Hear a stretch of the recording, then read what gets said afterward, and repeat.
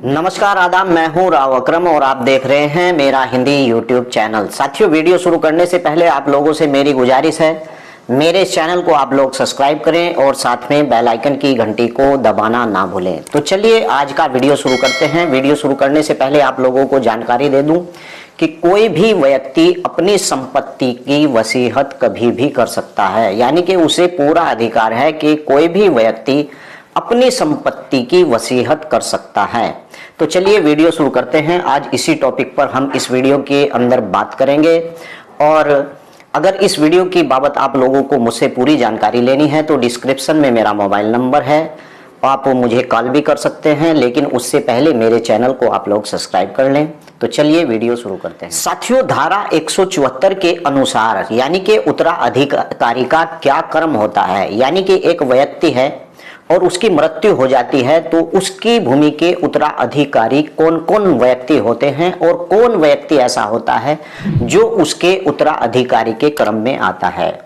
साथियों, जानकारी देना चाहता हूं कि पुत्र, पति, पुत्री, नवाचार, पुत्री या पुत्र, पिता, भाई, माता, भतीजा, भाई का पुत्र, बहन, बहन का पुत्र, यह वह व्यक्ति होते हैं जो धारा 174 के अनुसार उत्तराधिकार के क्रम में आते हैं। यानी कि अगर कोई व्यक्ति की मृत्यु हो जाती है और उसके पास उसकी संपत्ति है तो उत्तराधिकारी के क्रम में यह लोग आते हैं। यह जानकारी बहुत ही जरूरी है क्योंकि कुछ लोगों को इस बाबत नहीं मालूम होता है कि इस भूमि के उत्तराधिकारी कौन कौन होते हैं। जैसा कि मैंने बताया कि धारा 174 के अनुसार यह व्यक्ति उस उत्तराधिकारी के क्रम में आते हैं। तो चलिए अब बात करते हैं कि खेती की जमीन की वसीयत क्या की जा सकती है। जी हाँ, खेती की जमीन की वसीयत की जा सकती है। किस प्रकार से? यानी कि किसी भी संपदा की वसीयत करने से पहले वह जानना होगा कि वसीयत है क्या, वसीयत का क्या आशय है। साथियों, वसीयत किसी वसीयतकर्ता की अपनी संपत्ति के इरादे से विधिक घोषणा है जिसे वह अपनी मृत्यु के पश्चात या कार्यान्वित यानी के करना चाहता है। यानी कि वसीयत किसी भी किस्म की संपत्ति का वयन करने का एक ढंग है। यानी कि वसीयत का आशय संपत्ति के ऐसे परिधान से है जो मरणोपरांत यानी प्रभावी हो और मानो कि एक व्यक्ति मरणोपरांत अमुक व्यक्ति को संपत्ति दे जाए। यानी कि कोई व्यक्ति अगर मरणोपरांत यह चाहता है कि मैं यह संपत्ति अपने फला पुत्र या अपने फला नवासी या फिर अपने भाई के पुत्र यानी भतीजे या अपनी बहन या अपने पुत्री को अगर मेरे मरने के बाद यह वसीयत मैं उसके नाम पर कर रहा हूं, तो यानी कि वसीयत तभी लागू होती है जब वसीयत करने वाले की मृत्यु हो जाती है। अब यहां पर बात आती है कि वसीयत कौन कर सकता है। साथियों, वसीयत कौन कर सकता है, यानी कि खेती जमीन का स्वामी अपनी संपत्ति व खेती जमीन की वसीयत कर सकता है। उसे संकरमणि अधिकार वाला भूमिधर होना चाहिए। यानी जब किसी व्यक्ति को भूमि की संकरमणि अधिकार होगा तभी वह वसीयत कर सकता है। कोई व्यक्ति कितनी भी वसीयत लिख सकता है, इस पर उसे पूरी छूट है। यानी कि एक व्यक्ति है, वह कितनी भी वसीयत लिखता है किंतु अंतिम वसीयत ही प्रभावी होगी।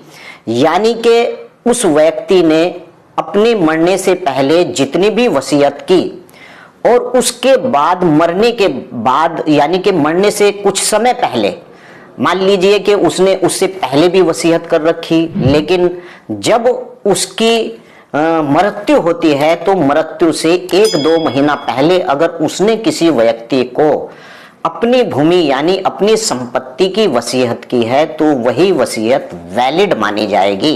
अगर मरने उपरांत से उसने 10 साल पहले या 8 साल पहले या 5 साल पहले किसी भी व्यक्ति को अपनी संपत्ति की वसीयत नहीं कर रखी है या कर भी रखी है तो ऐसी संपत्ति की वसीयत को इनवैलिड माना जाएगा। जो मरण उपरांत यानी 1-2 महीने से उसके मरने से पहले वह वसीयत की गई है तो वही वसीयत वैलिड मानी जाएगी। अब यहाँ पर आपको जानकारी दूं कि अनुसूचित जाति और अनुसूचित जनजाति का व्यक्ति अनुसूचित जाति एवं अनुसूचित जनजाति के से भिन्न जाति के व्यक्ति को वसीयत नहीं कर पाएगा। यानी कि अगर कोई व्यक्ति अनुसूचित जाति का है और वह अपनी अनुसूचित जाति से भिन्न जाति के व्यक्ति को वसीयत करता है तो वह वसीयत इनवैलिड नहीं, यानी कि वह वसीयत वैलिड नहीं मानी जाएगी और वह वसीयत गलत होगी। वह अपनी जाति के व्यक्ति को वसीयत कर पाएगा, यानी कि वह अपनी ही जाति के व्यक्ति को वसीयत कर पाएगा। अगर अनुसूचित जाति का व्यक्ति है या फिर अनुसूचित जनजाति का व्यक्ति है तो वह व्यक्ति अनुसूचित जनजाति के ही व्यक्ति को वसीयत कर पाएगा। वसीयत किए जाने में किसी भी विशेष कानूनी प्रक्रिया को अपनाया जाना आवश्यक नहीं है। यह पंजीकृत अथवा साधारण दोनों प्रकार से हो सकती है, किंतु इसमें कम से कम 2 गवाहों की तो आवश्यकता बिल्कुल जरूर होती है। मान लीजिए कि किसी व्यक्ति ने अपनी वसीयत की तो उस वसीयत के समय 2 गवाहों का होना बहुत ही जरूरी है। अगर 2 गवाह उस वसीयत के अंदर नहीं है तो वह वसीयत वैलिड नहीं मानी जाएगी। अब बात करते हैं कि वसीयत करने का हक किसे है। किसी भी संपत्ति का मालिक अपनी संपत्ति की वसीयत कर सकता है। इसमें प्रतिबंध यह है कि वसीयत यानी कि वसीयतकर्ता द्वारा स्वेच्छा से लिखी जानी चाहिए। वह स्वच्छ चित्त होना चाहिए कि यानी उसके द्वारा वसीयत दबाव या पागल में न लिखा होना चाहिए। मतलब कि वो व्यक्ति अगर किसी व्यक्ति को वसीयत करता है और उस पर दबाव दिलवाकर वह वसीयत लिखवाई जाती है, या फिर वह व्यक्ति पागल है और उस व्यक्ति से वसीयत लिखवाई जाती है, तो ऐसे व्यक्ति की गई वसीयत को वैलिड नहीं माना जाएगा। उसे उस वसीयत के आधार को गलत माना जाएगा। अब बात करते हैं कि वसीयत करने का ढंग क्या होता है। साथियों, धारा 169 की उपधारा 3 यानी स्पष्ट शब्दों में वर्णन करती है कि वसीयत लिखित होनी चाहिए और 2 व्यक्तियों द्वारा यानी कि साक्षीकृत होनी चाहिए। वसीयत का रजिस्ट्रीकरण होना आवश्यक नहीं है, भले ही वसीयत रजिस्ट्रीकृत होने से उसे साबित किए जाने में आसानी होती है। साथियों, प्रतिबंध क्या है? यह है कि कलेक्टर की आज्ञा बिना कोई अनुसूचित जाति या का भूमिधर किसी गैर अनुसूचित जाति के पक्ष में वसीयत नहीं करेगा, यानी कि यह प्रतिबंध है वसीयत के ऊपर। अनुसूचित यानी कि दूसरी नंबर पर क्या बात है कि अनुसूचित अधीन जाति का संकर में अधिकार वाला भूमिधर और अनुसूचित जाति अधीन वाले व्यक्ति के पक्ष में भूमि की वसीयत नहीं कर सकता। यानी कि जो मैंने आपको बताया कि अनुसूचित जाति का अगर व्यक्ति है तो वह अनुसूचित जाति के व्यक्ति को ही जो संकरीय मणि भूमिधर का अधिकार रखता है, यानी कि अपनी ही जाति के व्यक्ति को वसीयत कर सकता है। और साथियों, अगर वह भिन्न जाति के व्यक्ति को वसीयत करता है तो वह वसीयत वैलिड नहीं मानी जाएगी। नंबर 3, अनुसूचित अधीन जाति का संकर में अधिकार वाले यानी कि गैर अनुसूचित जाति अधीन वाली के व्यक्ति के पक्ष में भूमि की वसीयत नहीं कर सकता। और वसीयत लिखित 2 साक्ष्यों एवं सक्षम साक्ष्यों कर्त होनी चाहिए, यानी कि 2 गवाहों के बिना वसीयत वैलिड नहीं हो सकती।